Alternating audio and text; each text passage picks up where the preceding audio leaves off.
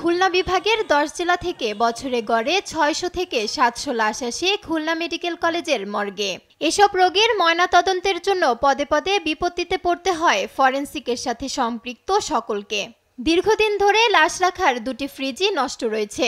অভিজ্ঞ চিকিৎসক না থাকায় প্রভাষকের দিক নির্দেশনায় লাশ ময়নাতদন্ত করা হয়। সেই সঙ্গে ময়নাতদন্তের জন্য প্রয়োজনীয় কোনো সরঞ্জামই নেই এই মর্গে। গত বছর 552টি ময়নাতদন্ত হয়েছে এই মেডিকেলে। ভিকটিম পরীক্ষা করা হয়েছে 276টি। এবছর 319টি ময়নাতদন্ত সহ 127 ভিকটিমের বয়স নির্ধারণের কাজ করা হয় মর্গটিতে। কোনো আধুনিক যন্ত্রপাতি না থাকায় ছেনি ও বাটল দিয়ে করতে হয় কাটাছেঁড়ার কাজ। ফলে লাশের ময়নাতদন্তে লাগে বেশি সময়। আমাদের আধুনিক যন্ত্রপাতি নেই বললেই চলে। পূর্বে যে যন্ত্রপাতিগুলো ছিলেন সেটাই দিয়ে আমাদের বর্তমান যুগেও আমরা সেভাবেই কাজ করতেছি। কিছু স্বল্পতা আছে, সেগুলো আমরা আসলে আমাদের প্রতিষ্ঠান প্রধানকে জানিয়েছি। আমাদের প্রতিষ্ঠান প্রধান, আমাদের প্রিন্সিপাল স্যার যথেষ্ট আন্তরিক এ বিষয়ে, তারা চেষ্টা করছেন এগুলো সমাধান করার জন্য।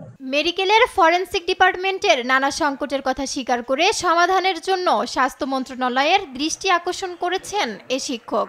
আমরা পুরানামূল্য যন্ত্রপাতি দিয়ে এখনো চলছে, আমাদের এই ব্যাপারে চাহিদা আছে, দেওয়া আছে। আশা করি স্বাস্থ্য মন্ত্রণালয় থেকে এই বিষয়ে আমাদের শিক্ষক সহ সবটাই দেওয়া আছে, তারা সুযোগ সুবিধা মতো পেলে এই বিষয়ে ব্যবস্থা গ্রহণ করবে।